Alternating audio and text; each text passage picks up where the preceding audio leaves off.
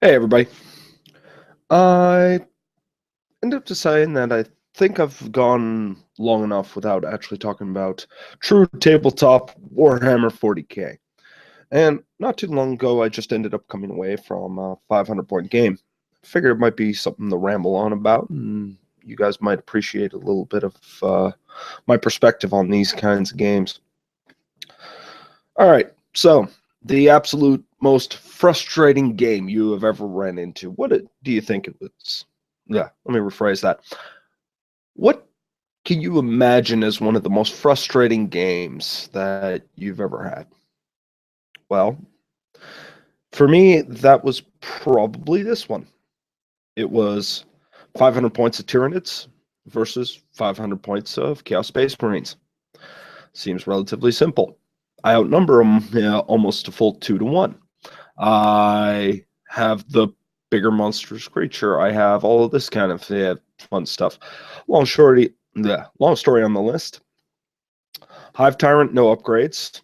20 pack of Termagants. Gants. Yeah. 20 pack of Hormagaunts. And a Carnifex with Crushing Claws. Not too bad for a 500 point round out list. It's not exactly what I'd call min maxed, but pardon, if I was going to end up going that route, I'd probably be picking up a few more model switch. Christmas is around the corner, and who knows what goodies can end up lying in the near future, but I digress. The opponent was a Chaos Sorcerer in Terminator armor in a pack of 10 Chaos Space Marines with a plasma gun and another unit of 10 Chaos Space Marines with a plasma gun. And to back them up, it was a Predator with twin link las and 2 sponsons with las cannons. Not too bad, I guess. And, well, I did manage to kill 3 Marines after, what was it, turn 3? I guess I can be thankful for that. It's one of those times when, whatever can go wrong will, but you can't just blame the dice on these games. They give a very interesting bit of introspection. And I'd like to end up coming back to this game a little bit later. But I want you to just keep in mind that's the game I'm coming off of. So, you got trounced. I mean, destroyed. Like, it stopped being fun for the opponent. It was that bad. What do? Well, here's one of the nice parts about a 500-point game. As opposed to your 2,000-point games, 2,500 points, 3,000. I'm hearing some people playing 4,000 points standard. I'm looking at them going, are you insane? That's a 12-hour game for most people. And if I ever ended up playing that, that would easily be an entire weekend game just because, well, you guys seen how many gaunts I like to run. So there's that. But a 500-point game? Oh, that's a sweet spot for me. Now, everybody was they were at the beginnings of their 40K career, fairly early. Most of us can play a 500-point pickup game without issue. 500 points. 500 points is where you could start a proof of concept. It can be as simple as 2 core units, an HQ choice, and the one thing you want to accent your army. In the Chaos Space Marine equivalent in this case, he wanted to end up having Predators. He wanted to have armor. He wanted to have justification for him. Well, first turn of shooting, the thing brings down my Carnifex down from 3 wounds down to 1. First turn. The thing is still combat effective if it can get in close combat, but that's probably not going to happen at this point. And cover isn't saving him. What about the Gaunts? Well, both squads of Gaunts got dropped in a hail of bolter fire. Ironically, the one thing he left almost entirely alone was my Hive Tyrant, which was really weird because I'm used to people going after the Hive Tyrant first. But instead, he just picked apart the entire army around him. And by the time turn 3 rolled around, he's lost 3 Marines, regular Bolt Marines. I've lost an entire squad of Hormagaunts, Termagaunts, and my Carnifex, leaving me with a lone Hive Tyrant, which was one turn from charging, but we decided to call it at that point because we knew which way the wind was blowing. He either goes after the other group, in which case maybe he comes out against that sorcerer load after going through a hail of fire, after going through a squad, and then maybe, that very slim margin being able to end up taking out that predator.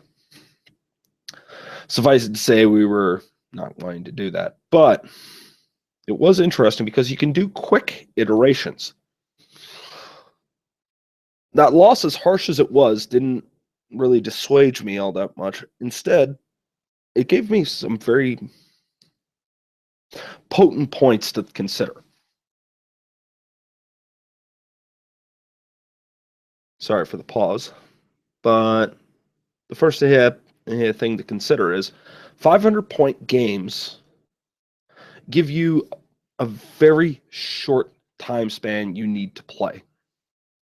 This sounds, fairly simple to understand. Like, yeah, I don't have to put in much time. But the thing I find is that if you're playing, say, a near apocalypse style game, there's so much on the table. There's so much going on and so much you need to account for that you can't make any real good judgment calls on where things went wrong. What was the turning point? There's too much to taking account for. Even at 1,500 to 2,000 points, it's a lot of models on the field. If you make one mistake, yeah, you have the points to kind of back up and maybe keep ahead, but if you don't really know what you're going for, you're going to have that problem where you're going to have to end up figuring out piecemeal, but you have no decisive points where you're like, I could have done this, I could have done this, I could have done this, and this would have been fine. More often than not, we're hindsight 2020, and we'll say, oh yeah, well, if I did this, I would have won. Well, if you did that, it would have left something else open.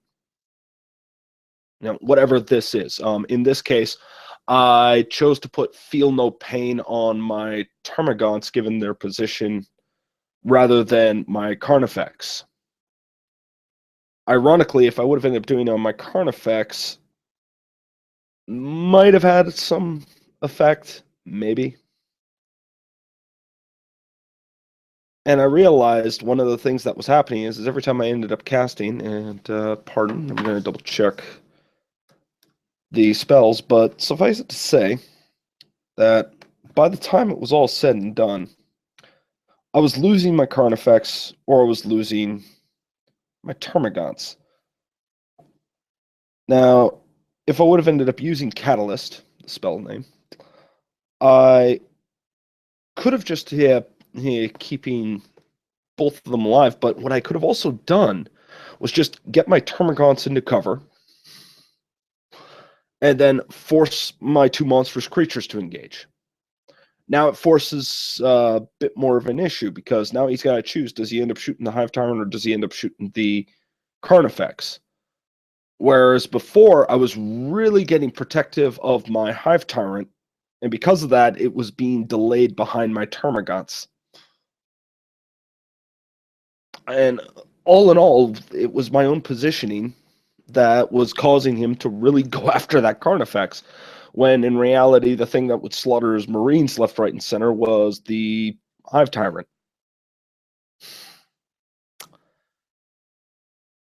Even with only 4 units apiece, there's still a lot of small decisions and small things that you can change and pick apart. This runs down to my second point, though. I didn't do this. That was not my knee-jerk reaction to sit down and really think about what the hell I was doing. No. I wish it was. You know what I ended up doing, though? I just got mildly perturbed, ended up asking my opponent, so what do you think went on here? What was the problem? And he just looked at me and I have no idea. I just decided to end up killing your beloved Carnifex. And, 20, 40 gaunts on the field. That's nothing. I got bolters. And then when I realized that was the case, I'm like, well, shit, son. Not one of my squads got in. So, not target rich or not a target enough rich environment. Well, I should probably not end up putting two monstrous creatures on at 500 points, but maybe I should also end up considering other tidbits. And this is when I started cracking open the codex, going, okay, let's take a look at the models we have. What can we do? 500 points. Started looking at it, maybe cheaper stuff like I don't know, a pair of Zoanthropes. A pair of Zoanthropes look nice right about now. I was thinking about this, and I realized something was going on. Something I really don't like, because I was tailoring lists to handle what he specifically was doing in that game. Now, against the Predator, yeah, we can probably find something in my model collection that can take it. But then what happens when he swaps that out and decides to put, what would be a good example? Forge Fiend. Well, then the plan I did that was specifically tailored to deal with a 500-point list he just landed completely gets screwed over. This is one of the issues I end up having when I screw up in a 500-point game, but it is far easier to fix at 500 points than it is at 2,000 points. 2,000 points, you're rewriting an entire list. 500 points, you don't get as bogged down with the details of what went wrong and trying to sift it out. So you can actually start changing your approach. You can play the same list. In fact, I might intend to do so once we have a good afternoon at some point, maybe after the holidays, to just play 5 or 6 games. And yeah, in a day, 500 points, you can play 5 or 6 games easily. Try and do that with 2,000, you might get 2 games in. Maybe. You'd have to dedicate minimum of 12 hours at it. And ironically, despite the fact that you are playing more with more pieces at 2,000 points, you're not learning as much because there's too much more data to sift through. There's too many other things that could have influenced the field. When you boil it down to 500, you know what could have affected the field. It's a very limited pool that could have changed anything. So then you have to end up looking at tactics. Now, tactics are different per army. It's not a problem. But at 500 points, a lot of people have to get restrictive. And I mean really restrictive. At 500 points, you may need to end up just taking something very, very cheap, very, very simple.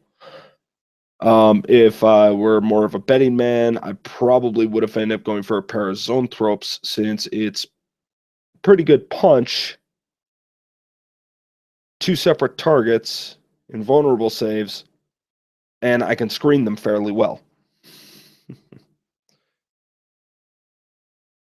But they work so much better in the 500-point games than they do in the 1,000 to 2,000-point games. 1,000, 2,000, you need to take them in bunches. I found that 4 has been the way I like to play them. Other people I hear are doing singles. Other people don't care for the large groups. It's understandable. I enjoy 2 singles myself, but maybe that'll change with time. Again, experimentation.